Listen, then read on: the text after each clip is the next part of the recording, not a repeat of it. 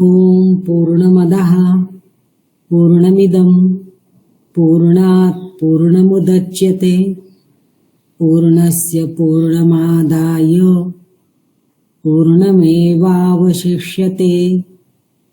ओम शांति शांति शांति। या शांती मंत्राचा आज विचार होणार आहे बरं का।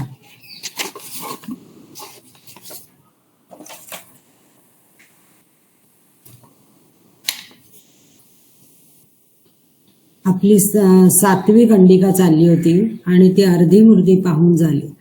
तर स्वाध्याय म्हणून आपण 5वी आणि 6वी आधी वाचूया आणि मग जे चाललं होतं तिकडे वळूया। अथ इति अभ्यमंथत 6 मुखाच्च योनेः हस्ताभ्यां च अग्निम असृजत तस्मात् एतद् उभयम् अलोमकम् अन्तरतः अलोमका हि योनिः अन्तरतः तद् यदिदम् आहुः अमुं यज इति एकैकं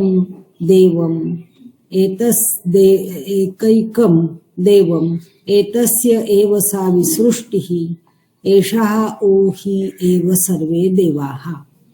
अथ यत्किंच इदमार्द्रं तद्रेतसः असृजत तदु सोमः एतावद्वा इदं सर्वमन्नं च एव अन्नादश्च सोमः एव अन्नम् अग्निः अन्नादः सा एषा ब्रह्मणः अतिसृष्टिः यच्छ्रेयसः देवान् असृजत। अथ यन्मर्त्यः सन् अमृतान् असृजत तस्मात् अतिसृष्ट्यां ह अस्य एतस्यां भवति यः एवं वेद। इथपर्यंत तर पाहिलंच होतं। तद्ह इदं तर्हि अव्याकृतमासीत् तत् नामरूपाभ्याम् एव व्याक्रियत असौ नाम अयम् इदं रूपः इति। तदिदम् अपि एतर्हि नामरूपाभ्याम् एव व्याक्रियते असौ नाम अयम् इदं रूपः इति। सः एषः इह प्रविष्टः आनखाग्रेभ्यः यथा क्षुरः क्षुरधाने अवहितः स्यात् विश्वम्भरो वा विश्वम्भरकुलाये तं न पश्यन्ति अकृत्स्नो हि सः प्राणन्नेव प्राणो नाम भवति। वदन् वाक् पश्यन् चक्षुः शृण्वन् श्रोत्रं मनवानो मनः तानि अस्य एतानि कर्मनामानि एव। सः यः अतः एकैकमुपास्ते न सः वेद अकृत्स्नो हि एषः अतः एकैकेन भवति। इथं पूर्णविराम द्यावा। आत्मा इति एव उपासीत अत्र हि एते सर्वे एकं भवन्ति तदेतत् पदनीयम् अस्य सर्वस्य यदयम् आत्मा अनेन हि एतत् सर्वं वेद यथा ह वै पदेन अनुविन्देत् एवं कीर्तिं श्लोकं विन्दते यः एवं वेद। तदेतत् प्रेयः पुत्रात् प्रेयः वित्तात् प्रेयः अन्यस्मात् सर्वस्मात् अनन्तरं यदयमात्मा सः यः अन्यम् आत्मनः प्रियं ब्रुवाणं ब्रूयात् प्रियं रोत्स्यति इति ईश्वरोः तथैव स्यात् आत्मानम् एव प्रियमुपासीत सः यः आत्मानमेव प्रियमुपास्ते न ह अस्य प्रियं प्रमायुकं भवति तदाहुर् यत्। या ज्या खंडिका आहेत किंवा हे जे ब्राह्मण आहे इथून पुढचं भाग त्याच्यामध्ये अगदी जो उपनिषदाचा विषय म्हणून आपण ऐकतो बोलतो आपल्याला ओळखीचा असतो तो सगळा आपल्याला आढळून येईल। आता एक सुरुवात अशी झाली होती की हे सगळं आधी अव्याकृत होतं। अरेच्या एक मिनिट. मी प्रयत्न करते.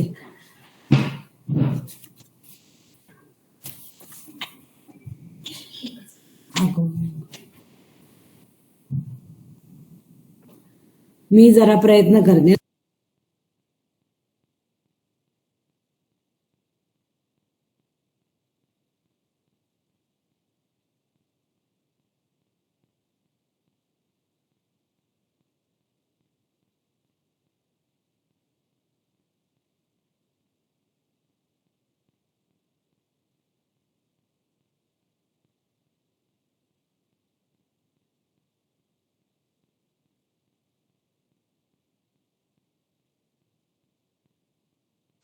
शक्य नसेल तर राहू दे, डिस्टर्ब नको व्हायला, आपण तसंच पुढे जाऊया. नाही, घेतायत त्या, मी विसरले. आणि मागच्या वेळेला होतीये. Okay, sorry. विसरले. नाही बघायला होत आधी.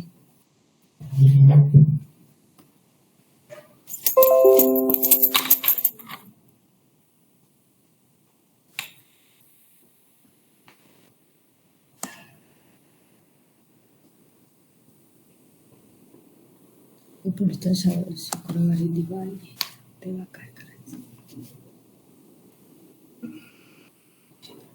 मला भेटू शकते. मी हे शिकून घेते, मी ऍडमिट करू शकते ना लोकांना.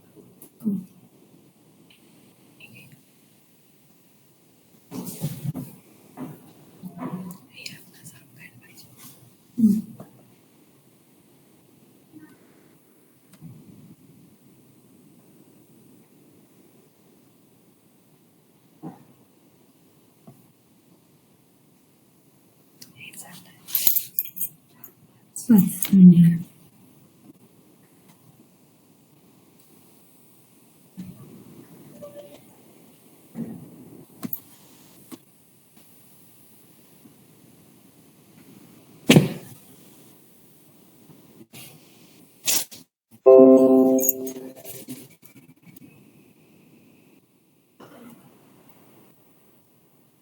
थँक्यू.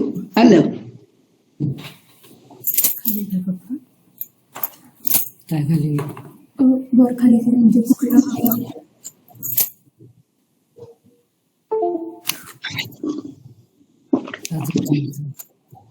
गेलं.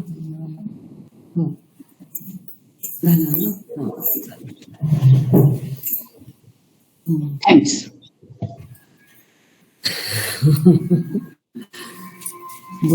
बरं झालं, हे मी विसरले होते. हां, हे सगळं व्याकृत होतं आणि मग ते नंतर नामरूपानी स्वतःच प्रकट झालं. आणि कसं झालं तर हे याचं नाव आणि हे त्याचं रूप, हे कसं प्रकट झालं त्याची ही प्रक्रिया किंवा त्याचा हा परिणाम, की प्रकट होणं म्हणजे काय, ते एक नाव येतं आणि रूप येतं. आणि तेव्हापासून काय झालं की प्रत्येक वस्तूला नाव आणि रूपांच्या द्वारा ओळखलं जायला लागलं. तर इदमपी एतरही, अजून सुद्धा एतरही म्हणजे आत्ता सध्या नावा रूपाद्वाराच वस्तूला ओळखतात की हा या नावाचा आहे आणि हे याचं रूप आहे. इथपर्यंतचा भाग पाहिला होता. पुढचा जो विषय आहे, सहा एषः इह प्रविष्टः, तो हा यामध्ये प्रवेशिला, हे आपण पाहून थांबलो होतो. आता सुरुवात कुठून केलीये? सुरुवात केलीये इदम, तद्ह इदम. आणि इकडे काय म्हटलंय, पुल्लिंगी शब्द प्रयोग आहे, तो हा यामध्ये प्रवेशिला. मग तो हा कोण? मग हे इदम कोणतं आणि कसा प्रवेशिला? तर नखाग्रेभ्या, अगदी नखाच्या टोकापर्यंत तो प्रवेशिला. म्हणजे समजा जे नामरूपाने व्याकृत झाले ते आता कुणी प्राणी आहे समजा, प्राण्याच्या रूपात आहे, तर प्राण्याला नख असतात. तर तो जो त्या प्राण्याच्या मध्ये शिरला, त्या रूपामध्ये शिरला, तो पार त्याच्या नखाच्या टोकापर्यंत शिरला. आणि कसा? तर क्षुरहा क्षुरधाने अवहिता, तो वस्तारा आतमध्ये ठेवला की जसा तो कुणाला कळत नाही पण पूर्णपणे त्या पिशवीत भरला जातो तसा. किंवा विश्वंभरा विश्वंभर कुलाये, विश्वंभर म्हणजे अग्नी. अग्नीसाठी खूप शब्द आहेत संस्कृतमध्ये, पण शब्द वापरलाय विश्वंभर, सगळ्या विश्वाचं पोषण करणारा. हे त्याच्याशी दाखवायचं साम्य आहे की सगळ्या विश्वाचं पोषण करतो म्हणजे तो लहान सहान आहे असणार आहे का, तर नाही. पण तो त्याच्या विश्वंभर कुलायामध्ये असा भरून राहिलेला असतो. ठेवले कुलाय म्हणजे घर, विश्वंभर म्हणजे अग्नीचं घर, म्हणजे अग्नीचं कुंड, म्हणजे जिथे कुठे अग्नी असतो तो, म्हणजे निखारा म्हणा किंवा अग्नी आयतन म्हणा, ज्याच्या किंवा अगदी आरणिका म्हणेनात, जिथून कुठून तो प्रकट होतो, जिथून कुठून तो बाहेर येतो, त्याच्यामध्ये तो परिपूर्ण भरलेला असतो. म्हणजे अगदी अग्नीचं घर म्हणजे अग्नी आरणी जरी ज्यातनं घासून अग्नी प्रकट होतो, म्हणजे काड्याच्या पेटीचं गुण म्हणा, ते ज्यातनं घासून अग्नी प्रकट होतो, तर ते जे छोटंसं गुलाचा गोळा असतो काडीवरती ते कुलाय अग्नीचं. याच्यात तो कसा असतो, पूर्ण व्यापून राहिलेला असतो. असं नसतं कधी की पहिल्याच टोकावर आहे मागच्या बाजूला नाहीये वगैरे. असा तो इह प्रविष्ट, हा आतमध्ये प्रवेशला आणि व्यापून राहिला. आणि त्याला न पश्यंती, त्याला लोक पाहू शकत नाही. आता हा मुद्दा आहे की सहा एषा हा कोण. सहा एषा हा उल्लेख परमात्मा आत्मा या नावाने आहे. पुल्लिंगी शब्द प्रयोग आहे हा, आत्मा किंवा परमात्मा या अर्थाचा. आचार्यांनी सायणाचार्यांनी पण परमात्मा असं त्याचं रूपांतर केलेलं आहे.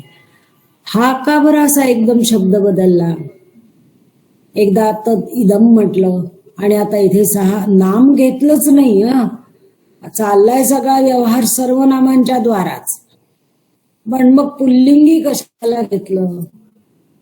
तर त्याचं असं आपल्याला समजून घेता येईल की इदम हा जो शब्द प्रयोग आहे सर्वनामाचाच, तो त्या मूळ कारणाला की जे अव्याकृत होतं, अज्ञेय होतं ना, अज्ञातच नाही, अज्ञेय न कळण्यासारखं. आपल्याला जास्तीत जास्त काय कळतं? नाव कळतं आणि रूप कळतं किंवा नामरूपामुळे वस्तू कळते.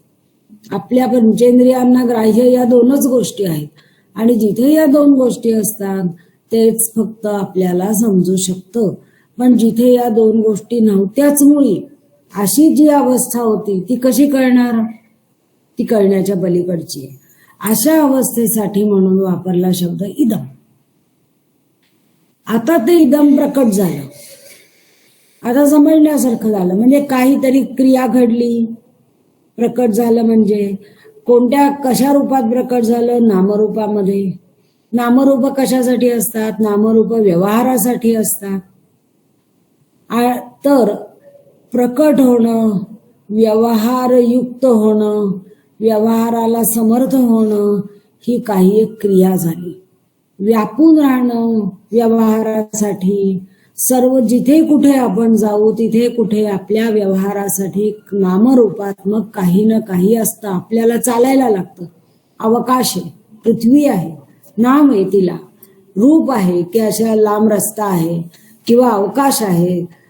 सगळं गच्च असतं तर आपण पाऊल तरी टाकू शकलो असतो का?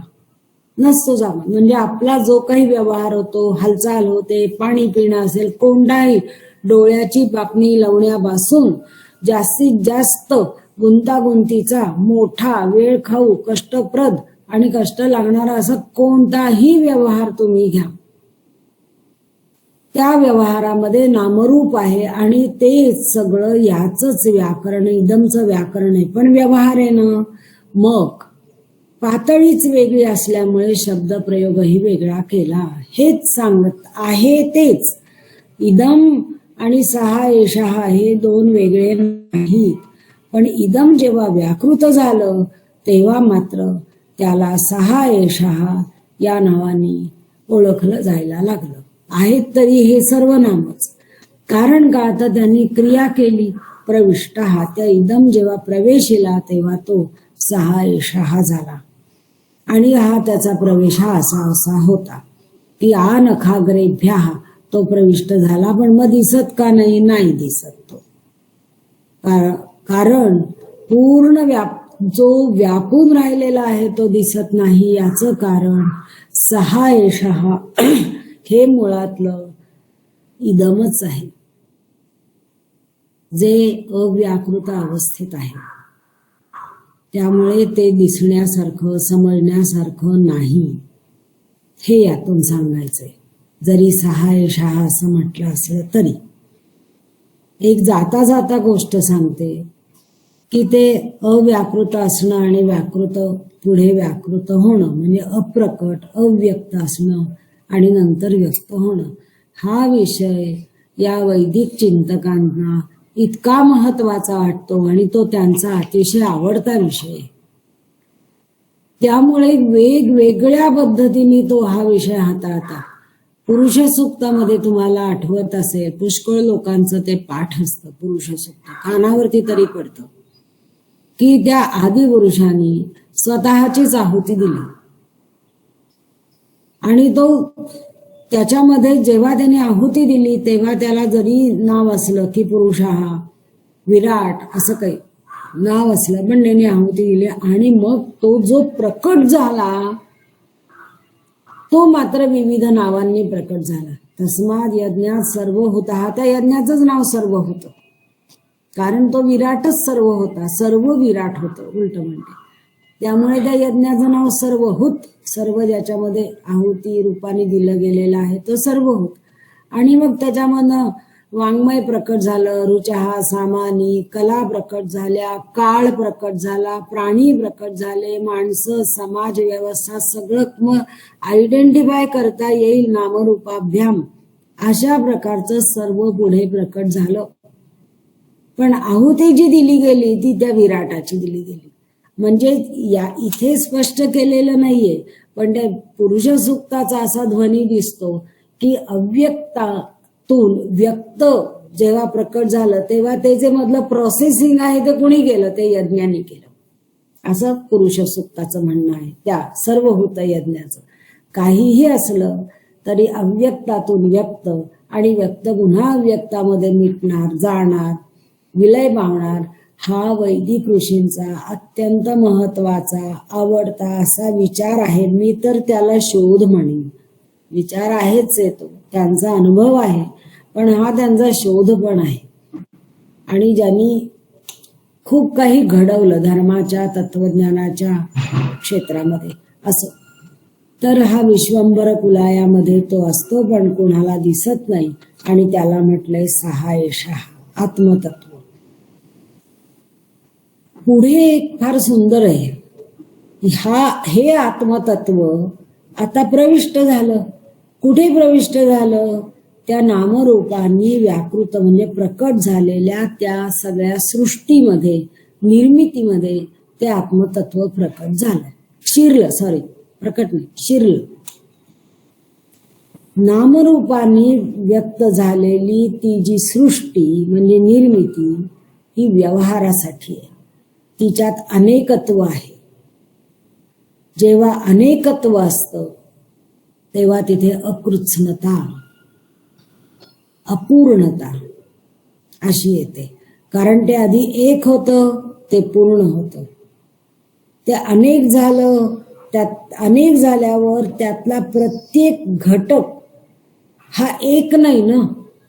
एकच जरी अनेक झाला असलं तरी त्यातला प्रत्येक घटक जर नामरूपाने आपण वेगळा ओळखत असू तर तो प्रत्येक घटकाला त्या एकची किंमत, एकचं मूल्य नाही येऊ शकत.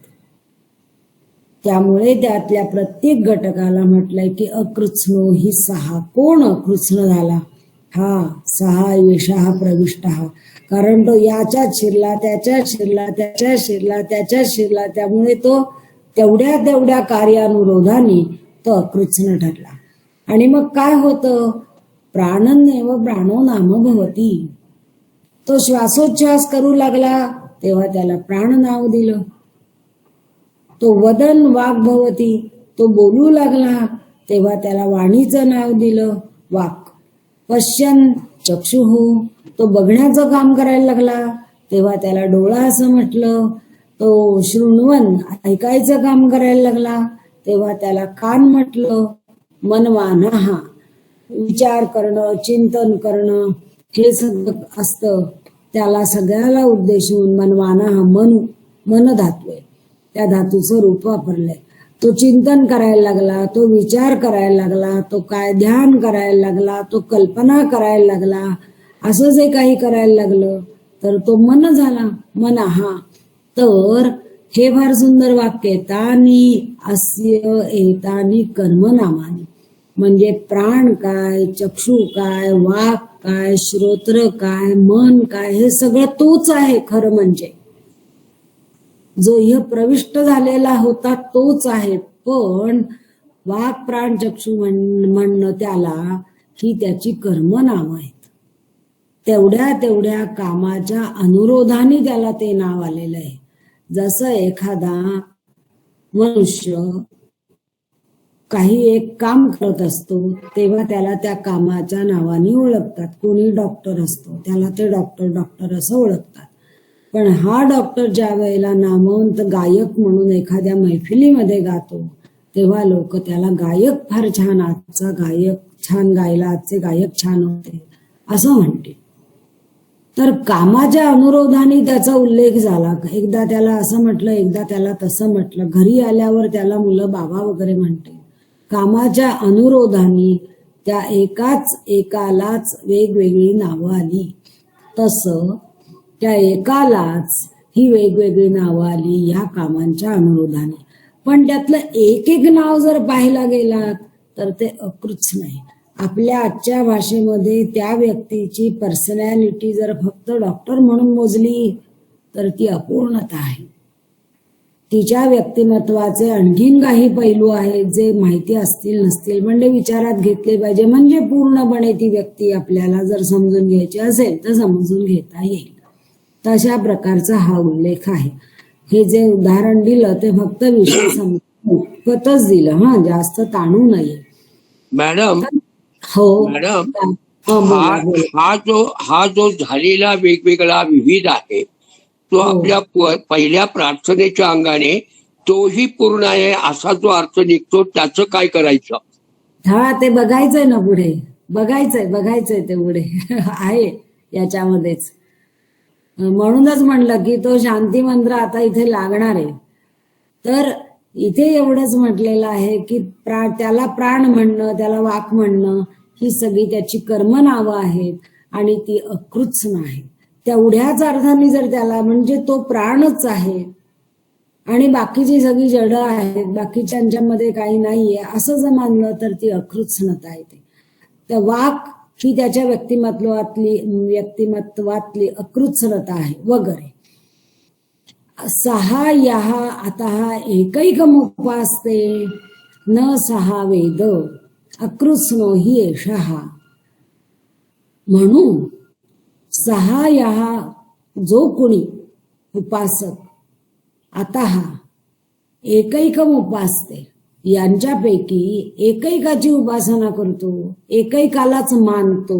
उपासते म्हणजे इथे मानतो, त्यालाच धरून बसतो, त्यालाच जास्त महत्व देतो. न सहा वेद त्याला काही कळत नाही. म्हणजे म्हणायचंय जरी मनुष्य शरीराचं उदाहरण देऊन सांगितलं असलं तरी प्रत्यक्षात त्याचा अभिप्राय असा आहे की सर्व विश्व हे त्या इदमचं व्याकरण आहे. ते इदमच आतमध्ये शिरलं. आतमध्ये शिरणं हे जी त्याची भूमिका होती त्याच्यासाठी सहा एषः हा शब्द प्रयोग केला.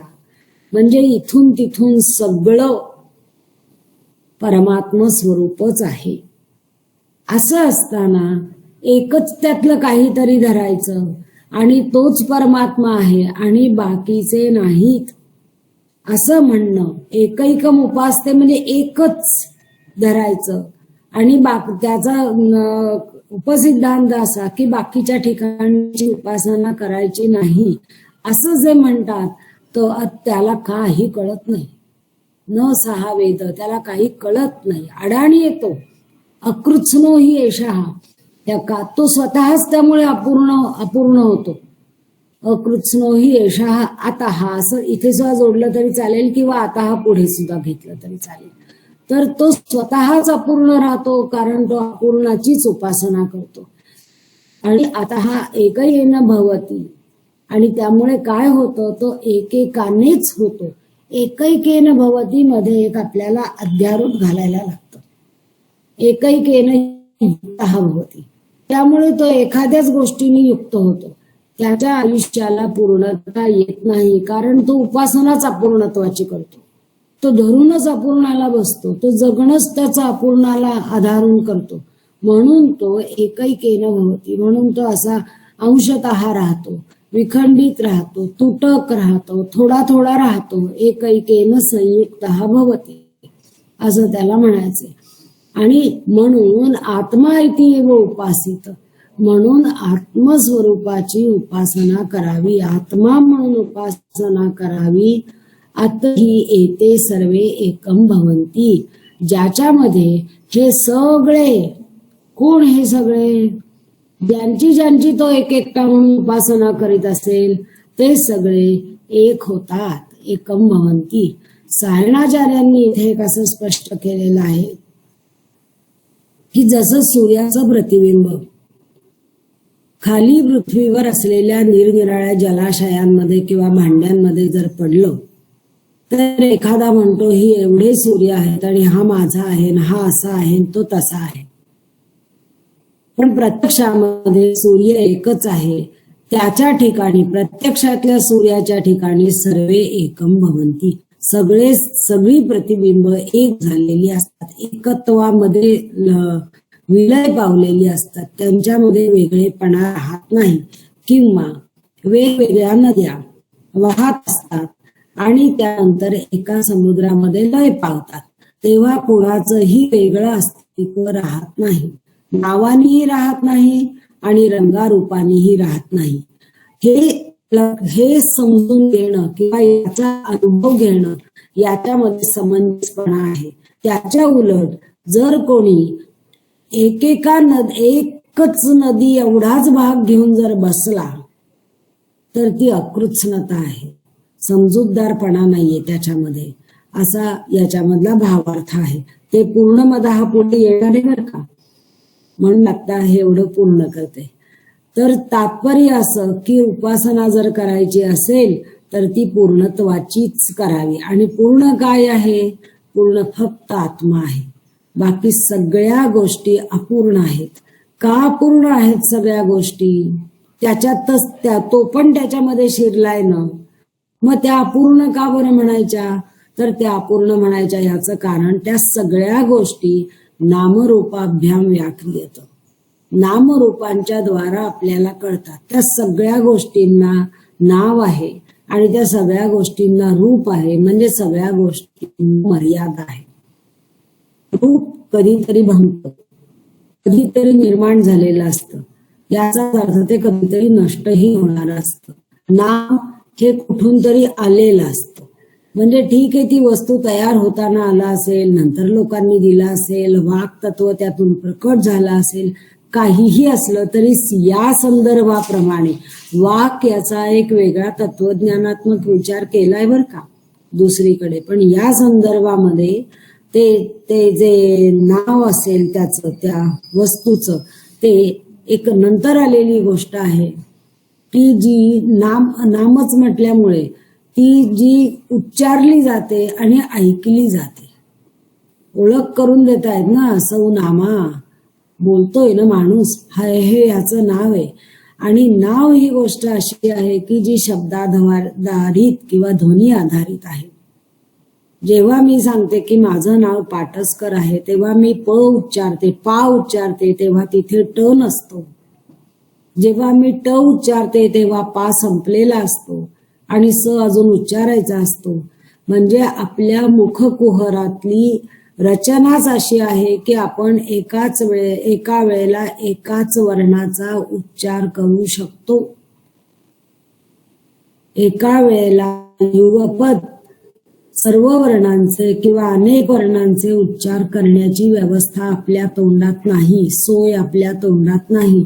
जर आपण एका वेळेला एकच वर्ण उच्चारतो आणि उच्चारल्याबरोबर तो नाहीसा पण होतोय ना, तो ध्वनी, वर्ण म्हणण्यापेक्षा तो ध्वनी नाहीसा झाला, तो नाहीसा झाल्या म्हणजे ती रचना मोडल्याशिवाय, मोडली की तो ध्वनी नाहीसा होतो, मग मला नवा ध्वनी उच्चारताच येणार नाही जर ती मोडली नाही मी रचना. तर पा अशी जर रचना तोंडाची होते ती मोडली नाही तर मला पुढचा ट अशी रचना करताच येणार नाही आणि म्हणताच येणार नाही. या विचाराला व्याकरण शास्त्रामध्ये उच्चारण प्रध्वंसी नाम असं म्हटलंय. नाम ही बाजू घेतली, त्यातला शब्द तत्व, त्यातलं वाक तत्व हे नाही घेतलं विचारात. फक्त नाम ठेवलेलं जे वर्णात्मक असतं ते, आणि त्या नामाचं असं स्वरूप आहे की ते उच्चारण प्रध्वंसी आहे. तर उच्चारण प्रध्वंसी असं नाम आणि अत्यंत मर्यादित असलेलं, नष्ट पाहू शकणारं, ज्यात विकार घडू शकतात असं रूप, हे जर या सगळ्या सृष्टीचं स्वरूप असेल तर ह्याच्यामध्ये पूर्णता कशी येईल? कृत्स्नता, कृत्स्न म्हणजे पूर्ण, अशेष कसं येईल त्याच्यामध्ये? शक्य नाही. म्हणून इथे असा शब्द प्रयोग केला की या व्याकृत सृष्टीतल्या एकेका घटकाची जो उपासना करतो, जो त्या एकेकाला मानतो, ज्याला धरून बसतो, तो स्वतः अकृत्स्न होतो. आता दुसरा मुद्दा, उपासित, उपासते, उपासना हे शब्द प्रयोग पहा. उपासना या शब्दाचा अर्थ आपल्या डोळ्यापुढे जो षोडशोपचार पूजा करणं, ते पोथी वाचणं, त्याच्या नावाचा जप करणं, हा जो येतो तो नाही, तो दुय्यम आहे. उपासना याचा शास्त्रांनी सांगितलेला अर्थ आणि विशेषतः आरण्यक आणि उपनिषदांच्या संदर्भात अर्थ अशा प्रकारची साधना की ज्याद्वारे साधक साध्य होतो, साध्याशी एकरूप होतो, त्या साधनेचं नाव उपासना. जर साधक साध्य होऊ शकत नसेल, शिवाचा उपासक स्वतः शिव होऊ शकत नसेल, शिवस्वरूप होणार नसेल, तर जे काही चाललेलं आहे त्याला उपासना म्हणायला आरण्यक आणि उपनिषद तयार नाहीत. अर्थात हे कळायचं कधी? हे कळणार केव्हा तरी उशिराच. परिणामभूत गोष्ट आहे ती. उपासना ही परिणामलक्षी गोष्ट आहे. त्यामुळे एकैकम उपासते, एकेकाची उपासना केली तर याचा अर्थ असा आहे, ज्याची उपासना करतोय तो त्या उपास्याशी एकरूप होणार असेल तर सरळच आहे ना, तो अकृत्स्नच होईल, कारण त्याचं उपास्यच अकृत्स्न आहे. उपासना या शब्दाचा अर्थ लक्षात घ्यावा, मग हे चांगलं समजेल. म्हणून आत्म्याची उपासना करा म्हणजे आत्मस्वरूप व्हाल, असा अभिप्राय आहे. उपासित अत्र हि एते सर्वे एकम भवन्ति. या आत्मस्वरूपामध्ये ते सगळे एक झालेले असतात, म्हणजे ते सगळे या आत्मस्वरूपात असतात. वरचं जे वाक्य आहे ते सूत्ररूप वाक्य आहे. तद् इदम तर्हि अव्याकृतम आसीत, हे सूत्ररूप वाक्य आहे. आणि हे खालचं मधलं जे आहे त्या सूत्राचं स्पष्टीकरण आहे. हे जर सगळं अव्याकृत होतं तर आत्ता दिसतंय कशाला? आणि हे म्हणजे काय? आम्ही दाखवतोय म्हणजे त्याच्यात काहीतरी साकारता आहे. साकारता आहे म्हणजे अनेकता आहे. आणि इथे तर म्हणतात इदम अव्याकृतम आसीत. मग या सूत्राचं स्पष्टीकरण कुठे केलेलं आहे? या मधल्या भागात केलेलं आहे. सूत्राचं स्पष्टीकरण केल्यानंतर पुन्हा शेवटी त्या सूत्रार्थाचं एक दृढीकरण म्हणतात तसं करायला लागतं. तशा प्रकारचं हे वाक्य एते सर्वे एकम भवन्ति. त्या आत्मस्वरूपामध्ये हे सगळे एक होतात. जसं त्या प्रत्यक्ष सूर्यामध्ये सर्व प्रतिबिंबित झालेले सूर्य एक होतात, तसं तिथे गेल्यानंतर मग त्यांना नामरूप काहीही राहत नाही.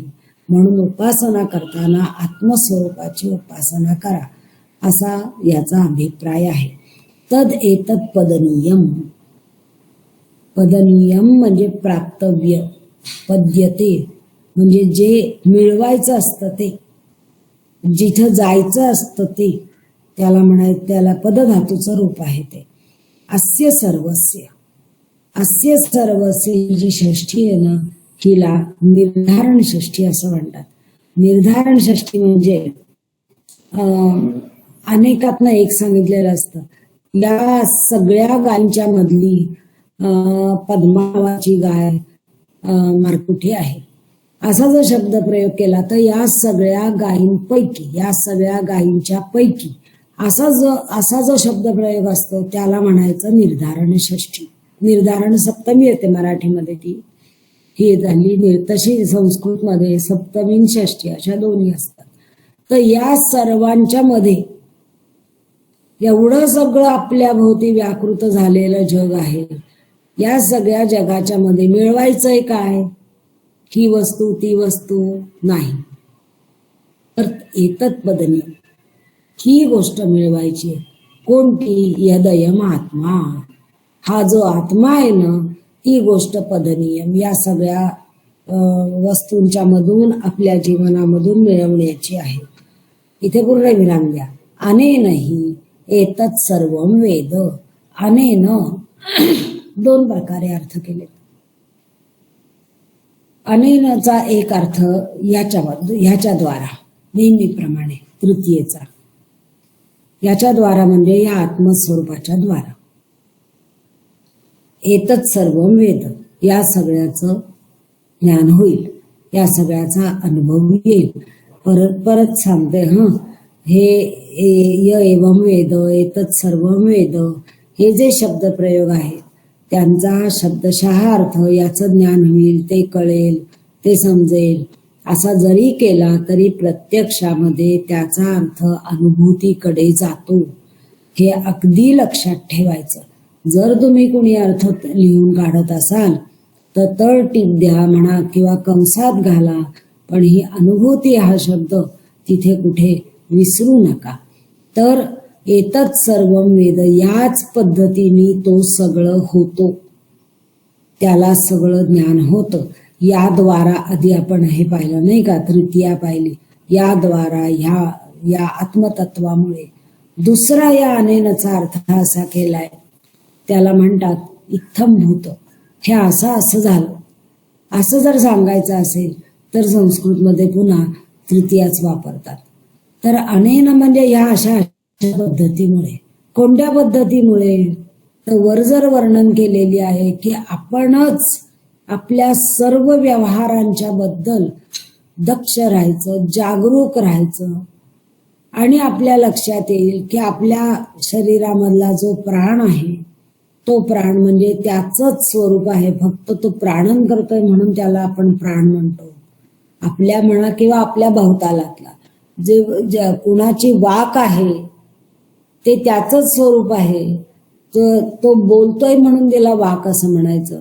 म्हणजे हळूहळू असं करत आपल्या भवतालातली सर्व नामं कर्मनाम वाटायला लागतील, वस्तू नावं नाहीत. जसं गायक हे कर्मनाम आहे आणि हार्मोनियम किंवा पेटी हे वस्तू नावे किंवा काय दुसरं काहीतरी असेल तर ते वस्तूचं नाव आहे. तर इथे असं म्हणायचंय की प्राण नावाची कोणती वस्तू कल्पना नाहीये, प्राण नावाचे एक कार्य आहे. अशा प्रकारे आपण जर विचार चिंतन करायला लागलो तर हळूहळू आपल्यामधला एकैकम उपासते हा जो स्वभाव असेल किंवा हा विचार असेल तो मागे पडेल. आपण एकेकाला धरून बसणार नाही आणि आपल्याला कृत्स्नाची अनुभूती यायला लागेल, पूर्णत्वाची अनुभूती यायला लागेल, ज्याच्यामुळे एतत् सर्वम वेद, सर्वाचा अनुभव येईल, सर्वांचं ज्ञान होईल. कारण पूर्णत्व यामध्ये आहे, सर्वम असण्यामध्ये आहे. स्वामी वरदानंदांनी या ठिकाणी परत एकदा असं सांगितलंय, जेव्हा जेव्हा अनेकत्वाचा उल्लेख करायची वेळ येते, कारण काहीही असेल. आता इथे व्यवहाराविषय आहे, अंशतः का होईना व्यवहाराविषय आहे.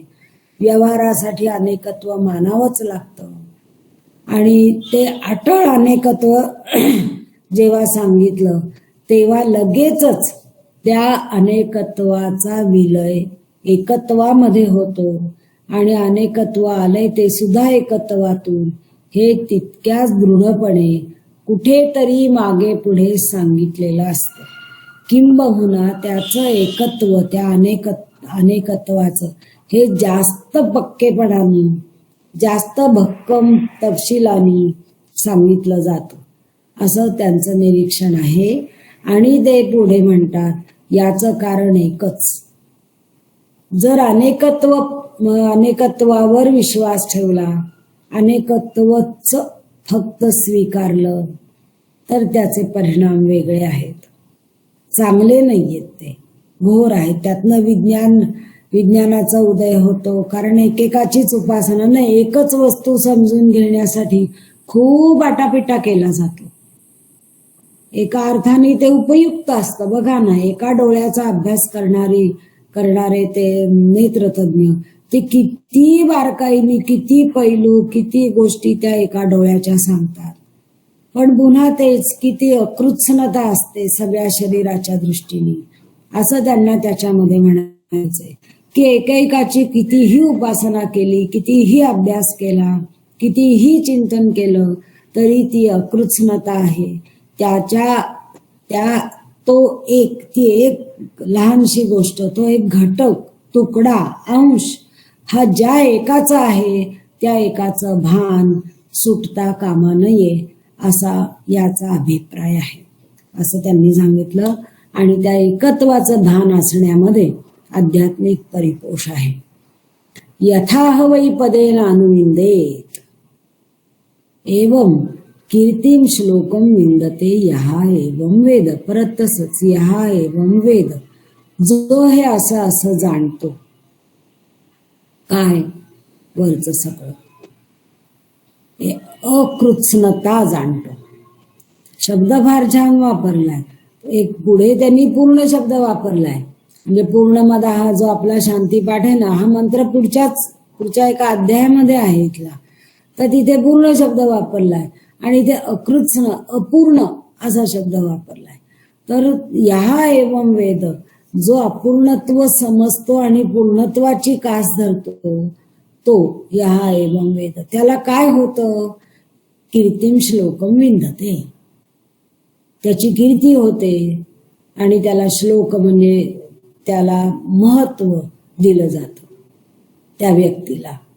आता जो अशा प्रकारचा ज्ञानी असतो त्याला कीर्ती आणि श्लोकाचा पण अर्थ कीर्तीच होतो. हा, पुण्य श्लोक असा शब्द गेलेला असेल.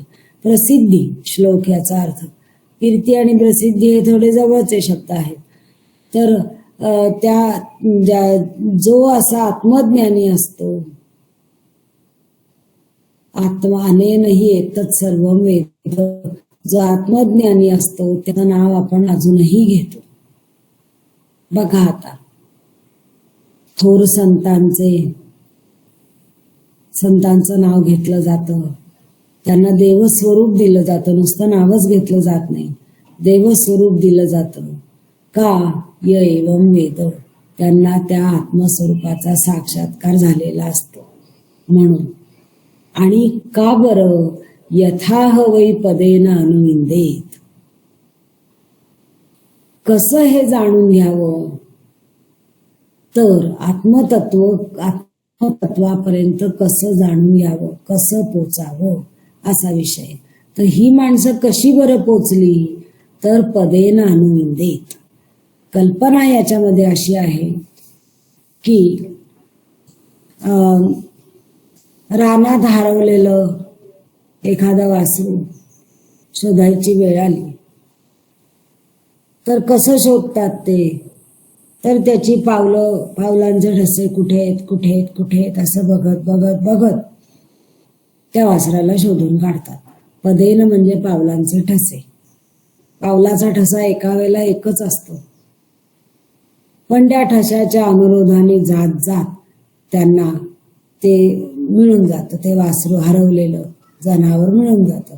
तसं जो कोणी यातल्या प्रत्येक एका गोष्टीच्या मागे जात तो का एक गोष्ट धरतो? तर त्याला अकृत्सनाकडे जायचं असतं.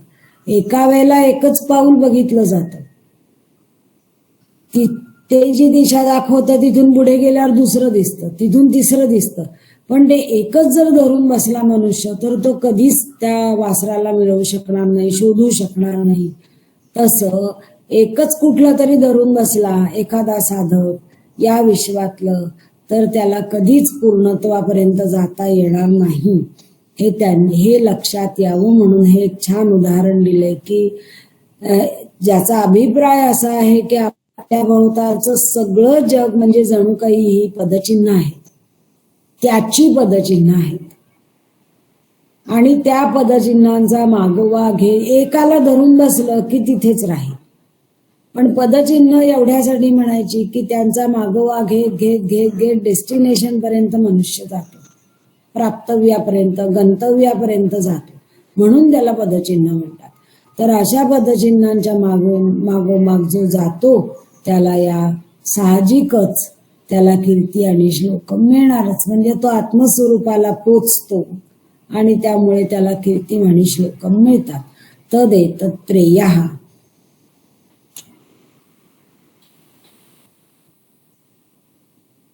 तदेतत् प्रेयः पुत्रात् प्रेयः वित्तात् प्रेयः अन्यस्मात् सर्वस्मात् अंतरतरम यदयम आत्मा.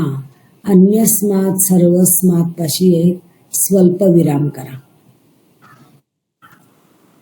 इथे दुसरा विषय सुरू झाला, पण पहिल्या विषयाशी संबंध आहे म्हणून एवढा घेऊ आणि त्या शांती मंत्राचा परत अभिप्राय काय आहे तिकडे जाऊ. तर एतत् परत तदेतत् नपुंसकलिंगी सर्वनाम हे प्रेयः पुत्रात्, पुत्रापेक्षा सुद्धा प्रिय आहे. प्रेय म्हणजे प्रिय, आवडणार, सुखवणार, इच्छापूर्ती करणार. प्रिय धातूचा अर्थच कामना, कांती असा आहे. तर ते इच्छा पूर्ण करणारं, इच्छिलेलं, अगदी इच्छा पूर्ण करणारं असं नाही पण अभीप्सित आणि म्हणून सुखकारक त्याला म्हणायचं प्रेय, आवडणारं. तर ते हे असं काय आहे आपल्या आयुष्यात आवडणारं? पुत्र. आता हे आहे उपलक्षण.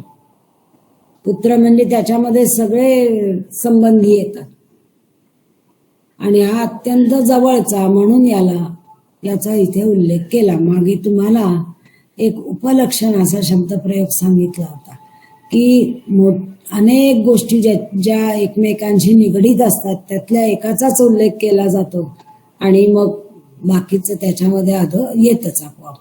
तसा इथे फक्त पुत्राचा जरी निर्देश केलेला असला किंवा उल्लेख केलेला असला तरी त्याच्यामध्ये बाकीचे सगळे नातेसंबंध आपोआप येतातच. तर त्या सगळ्या नातेसंबंधांच्या पेक्षा एतत् प्रियः हे अतिशय प्रिय आहे, हे अत्यंत सुखकारक आहे.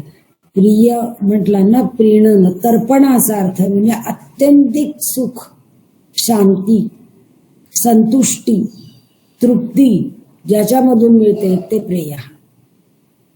तर या नातेसंबंधांच्या मधनं माणसाला यातले काही ना काहीतरी घटक मिळत असतात. संतुष्टी मिळते, तृप्ती मिळते, सुख इत्यादी काही ना काही मिळत असतं. पण त्या सगळ्या संबंधांना बाजूला सारून हीच एक गोष्ट प्रिय आहे. त्या सगळ्यांपेक्षा ही गोष्ट प्रिय आहे. प्रेयस हे तरभाववाचक आहे. त्याचं तमभाववाचक होतं प्रेष्ठ. जसं श्रेयस हे पण तरभाववाचक, तसंच हे प्रेयस आहे. कशापेक्षा तरी प्रिय, प्रियतर असं आहे. कशापेक्षा प्रियतर आहे तर दोन गोष्टी केलेल्या आहे. एक म्हणजे आत्मस्वरूप आणि दुसरं एक अनात्मस्वरूप. दोघांपैकी जे एक असं म्हणायचं असेल तर आपण तरभाववाचक वापरतो ना इंग्रजीमध्ये, कंपॅरेटिव्ह. तसं मग आत्मस्वरूपाबद्दल सांगायचंय, मग बाकीचं सगळं अनात्मस्वरूप. अनात्मस्वरूपाचा एक प्रतिनिधीभूत उल्लेख म्हणून इथे पुत्रात केला, इकडे वित्तात केलाय. तर त्या पुत्रापेक्षा सुद्धा हे प्रिय असतं, वित्तापेक्षा सुद्धा प्रिय असतं. एक आहे नातेसंबंधांच्या बाबतीत, आणि एक आहे वित्त म्हणजे नातेसंबंधांहून वेगळं जे साधन असतं काही ना काही मिळवण्याचं, ते सगळं वित्तामध्ये येतं. म्हणजे अगदी धन दौलत पैसा अडका सोनं नाणं जमीन जुमला पण येईल, पण एखाद्याचं झाड हे एखाद्याचं वित्त असेल आणि डोंगर एखाद्याचं वित्त असेल, पाणी एखाद्याचं वित्त असेल तर त्याच्या लेखी ते पण वित्त येईल.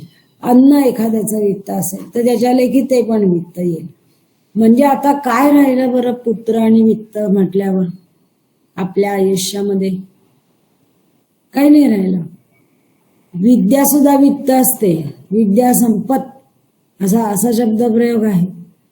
तर त्यामुळे या ज्या गोष्टी आहेत आयुष्यातल्या, ज्यांना माणूस महत्व देतो, ज्यांच्यामुळे सुखी होतो असं त्याला वाटतं, ज्यांच्यामुळे तृप्ती येते असं त्याला वाटतं, या दोन गोष्टी प्रातिनिधिक रूपाने सांगितल्यात. आणि या सर्वांपेक्षा यांच्या दोन्हीपेक्षा एतत् हे प्रिय आहे.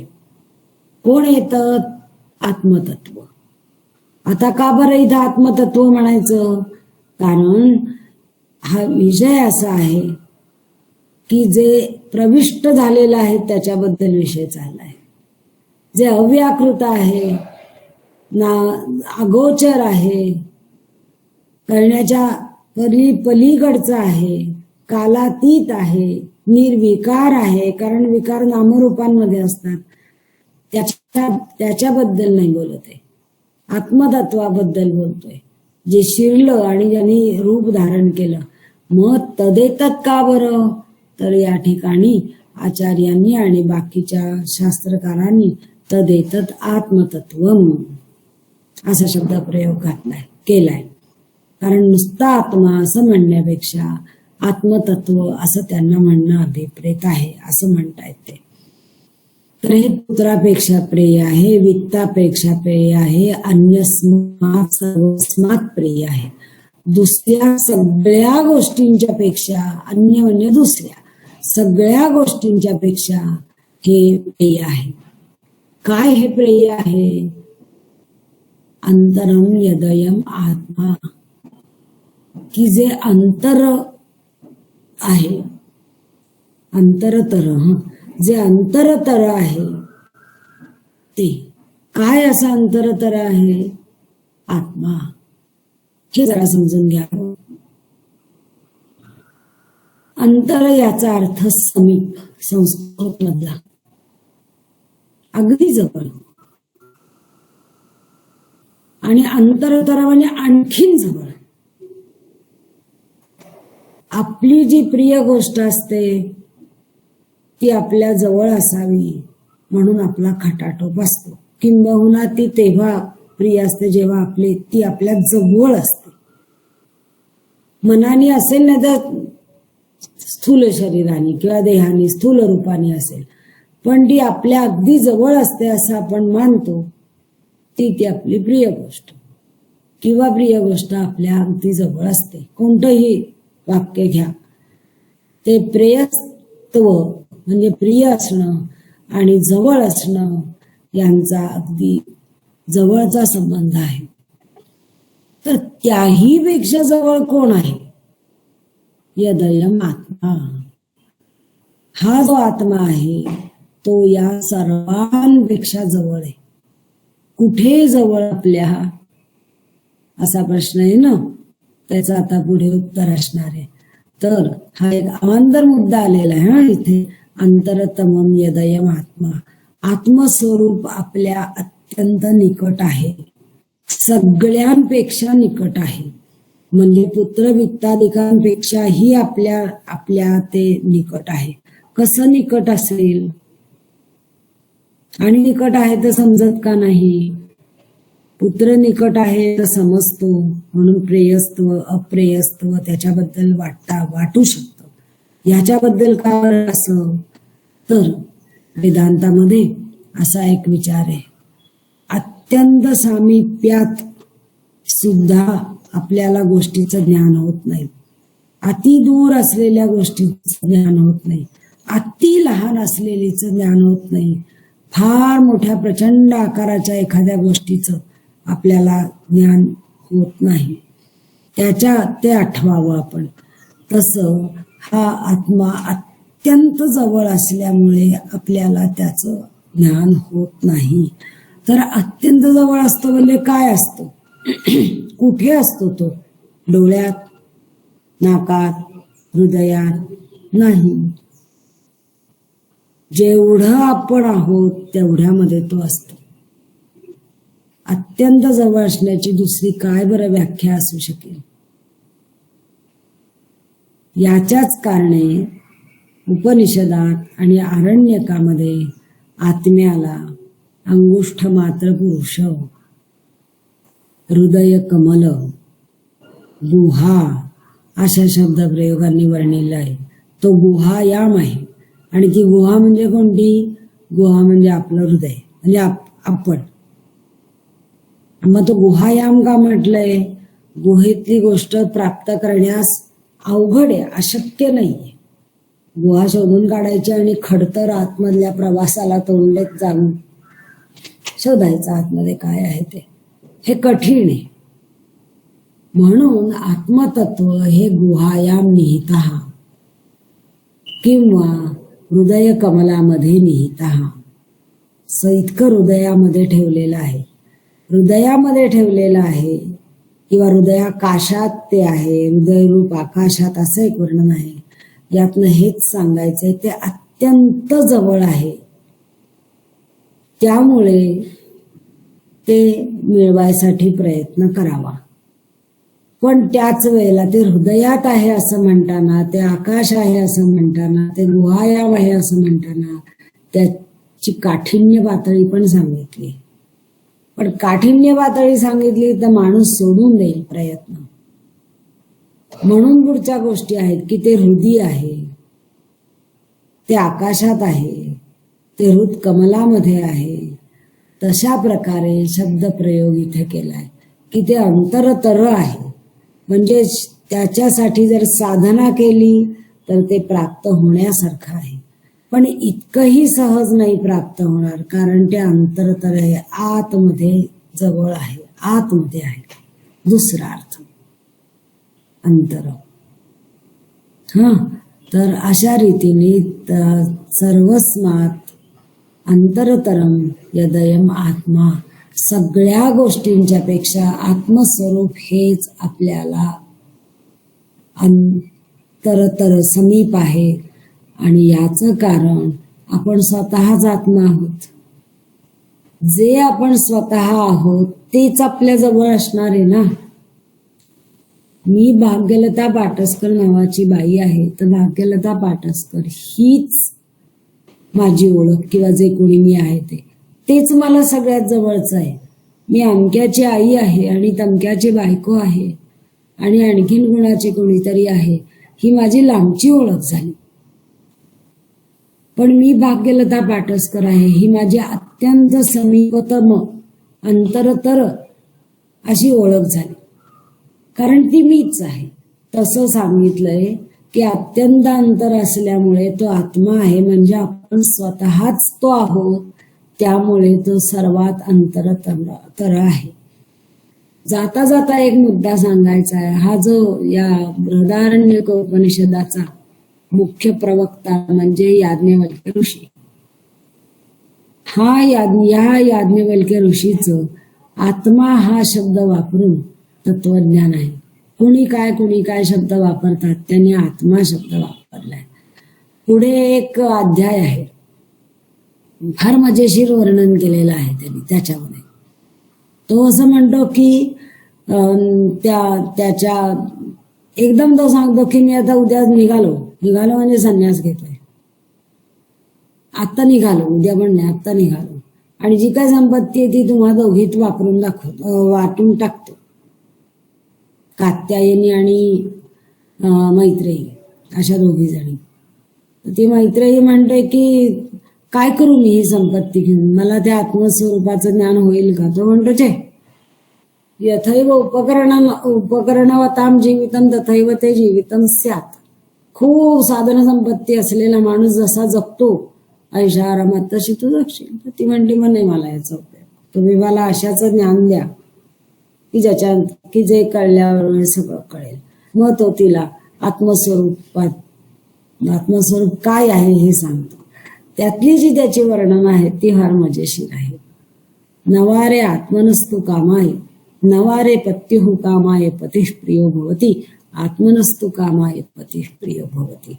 कुठलीही जी गोष्ट आपल्याला प्रिय असते ती ती ती गोष्ट असते म्हणून प्रिय नसते. आणि त्यात त्यांनी कितीतरी गोष्टी घेतल्या, म्हणजे पती, पुत्र आणि वित्त, आणखीन काय काय घेतलं. जे जे म्हणून आपल्याला आवडतं ते ते ते म्हणून आवडत नाही. आत्मनस्तु कामाय आवडतं, स्वतःसाठी आवडतं. आपल्या ठिकाणी एक आत्मतत्व आहे आणि त्या आत्मतत्वाचा हा करिश्मा आहे की आपल्याला हे आवडतं, आपल्याला ते आवडतं. असा ते मिश्किल पण आहे बरं का याज्ञवल्क्य. काही विषय त्याला जरी आत्मतत्व हा विषय मांडायचा असला तरी त्यांनी तशा अंगाने पण मांडलेला आहे मिश्किलपणाने. जनक राजांनी त्याच्या दरबारामध्ये प्रश्न विचारले आणि जो कोणी उत्तर देईल त्याला सोन्याची टोपणं लावलेल्या 1000 गायी मी बक्षीस देईन असं सांगितलं. तेव्हा कुणी उठलं नाही. याज्ञवल्क्य ऋषी उठले आणि ते म्हणाले, हे सोमश्रव्या जा त्या गायी घेऊन आपल्या आश्रमात. मग सगळे चाव करायला लागले. तो म्हणला, अरे मला कुठे काय, मला गायी हव्या तर मी गायी नेल्या. पण त्यांनी नंतर उत्तरं दिली. ते याज्ञवल्क्याचं तत्वज्ञान प्रसिद्ध आहे. असं तर असा हा याज्ञवल्क्य आहे की जो आत्मा हा शब्द धरून बसला आणि त्या शब्दाच्या द्वारे तो बऱ्याच गोष्टी छान स्पष्ट करतो. तसा या ठिकाणी उल्लेख आहे सर्वस्मात, अन्यस्मात, सर्वस्मात अंतरतर कोण असेल तर तो आत्मा आहे. आणि मग पुढचा उल्लेख जरा वेगळा आहे. थोडासा जो राहिलेला विषय आहे तेवढा आता आपण पूर्ण करूया. कृत्स्न म्हणजे पूर्ण. हे सगळं अकृत्स्न आहे असा या मागच्या या ही जी कंडिका आहे तिचा हा ध्वनी आहे की या जगातलं सगळं जे आहे ते अकृत्स्न आहे. आणि इकडे शांती मंत्र तर असं सांगतो की पूर्णमदः पूर्णमिदं पूर्णात् पूर्णमुदच्यते. आणि हेही पूर्ण आहे. अदहा म्हणजे जे अत्यंत समीप आहे ते, आणि पूर्णमिदं ते पण पूर्ण आहे, हे पण पूर्ण आहे. अदहा म्हणजे आणखी जवळपणाच्या पण काही हे असतात, सापेक्षता असतात किंवा श्रेणी असतात.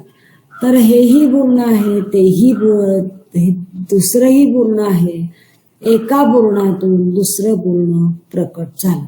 इदम पण पूर्ण आहे, त्याच्यात काही वादच नाही. पण अदहा कसं काय पूर्ण? अदहा म्हणजे हे सगळं विश्व, ते कसं बरं पूर्ण? तर त्याला उत्तर असं आहे की ते इदम मधून आलंय ना. पूर्णात पूर्णम उदच्यते. इदम या पूर्णामधून ते अदहा हे पूर्ण, हे विश्व प्रकट झालेलं असल्यामुळे ते त्याच्यामधून आलेलं आहे म्हणून त्या नावाने ओळखलं जातं. जीवात्मा आणि परमात्मा या दोन्ही शब्दांच्या द्वारा सुद्धा हा विषय छान समजून घेता येतो की परमात्मा इदम पूर्णम, जीवात्मा अदहा. तो अपूर्ण आहे का? हो आणि नाही. अपूर्ण का आहे? तर अजून तो एका लौकिक पातळीवर जगतोय, प्रकट होतो, जगतो, परत विलय पावतो. उत्पत्ती, स्थिती, लय या अवस्था त्याला आहे. जीवात्म्याला त्याला सुखदुःख आहेत, कारण तो त्या सूक्ष्म शरीराशी जोडलेला आहे. त्याच्यामध्ये एक मन आहे, त्या मनाला सुखदुःख आहे, म्हणजे त्याला सुखदुःख आहे, त्याला कर्माचे भोग आहेत. या अर्थाने तो अपूर्ण आहे.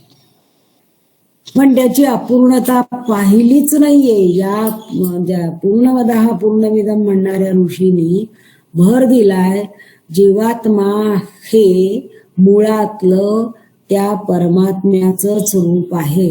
नटानी म्हणजे एखाद्या श्रीराम लागूनी 3 तासापुरती एखादी भूमिका घ्यावी. 3 तासापुरती ती भूमिका असते. ती ज्याची भूमिका तो घेतो त्याच्या सुखदुःखांशी बांधलेली असते, त्याच्या कर्मांशी बांधलेली असते. तो राजा असेल तर आपण लढाई करणार, पण 3 तासापुरती. मुळात ते कोण आहेत? ते श्रीराम लागू आहेत. आलं लक्षात? तसा हा जीवात्मा हा मुळात कोण आहे? परमात्मा आहे. त्याचे 3 तास संपले, ते कसे कधी केव्हा संपणार आहेत हा विषय वेगळा आहे बरं का, पण कधीतरी ते संपणार आहेत. ते जेव्हा संपतील तेव्हा तो कोण असणार आहे? तेव्हा तो मूळ असणार आहे, तो परमात्मा असणार आहे. हा, ही बाजू लक्षात घेऊन पूर्णमदः असं म्हटलंय. आणि ह्या मात्र चिंतकांनी त्याची 3 तासाची भूमिका लक्षात घेऊन या सगळ्याला अकृत्स्न म्हटलंय. पण 3 तासाची भूमिका घेऊन अकृत्स्न म्हटलं असलं तरी त्याला हे भान आहे की काला ही अकृत्स्नता ही 3 तास डोळ्यापुढे ठेवून म्हटलेली आहे. खरं म्हणजे तो एकैकेनं म्हणण्यासारखा नाही, तो खरा एकच आहे. आता तोमी नव्हेच मध्ये फणशीकरांनी 4-5 भूमिका केल्या, 5 भूमिका केल्या. त्यातल्या एक एक भूमिकेला जर धरून बसला तर ती अकृत्स्नता आहे. पणशीकर म्हणजे काही तेवढेच नाहीयेत, काय राधेश्याम शास्त्री, काय तो डॉक्टर आणि तो आर्मीचा ऑफिसर, तेवढे नाहीयेत ते आणखीन एक कुणीतरी. तेवढ्या गोष्टी झाल्या, त्या अकृत्स्नता आहे ती त्यांच्यातली. ठीक, ते छान आहे, ते आपण बघत होतो हे सगळं, पण एकैकम उपासते म्हणून जर कोणी त्या पणशीकरांचं कौतुक किंवा समीक्षण करत असेल तर नसवेत, त्याला कळत नाही, अपूर्णता आहे ती त्याच्यामधली. तर हा जो चिंतक आहे ना, तो हा त्या अपूर्णतेच्या अंगाने विचार करतोय. आणि तो पूर्णमदः पूर्णमिदम हा जो चिंतक आहे तो परमात्मा या बाजूने विचार करतोय. हा, एवढाच फरक आहे. अंततोगत्वा दोन्ही विचारामध्ये विरोध नाही, विसंगती नाही. तरी पण वेळोवेळी आपण याचं चिंतन करू. अजून कुणाला काही याच्यामध्ये स्पष्ट करता आलं तर फार छान, नक्की बोला. आपल्या सगळ्यांचं चिंतन आहे, अभ्यास आहे. काकांचा तर विशेष अभ्यास आहे, साधना आहे. याला ना या अशाच गोष्टी लागतात. आमच्यासारखे फक्त शब्द वाचतात, कोश हातात घेऊन बोलतात, ते कमी पडतात. असं शांती मंत्र म्हणूया, पण चिंतन करावं शांती मंत्रावरचं. ओम पूर्णमदः पूर्णमिदं पूर्णात् पूर्णमुदच्यते पूर्णस्य पूर्णमादाय पूर्णमेवावशिष्यते. ओम शांति शांति शांति.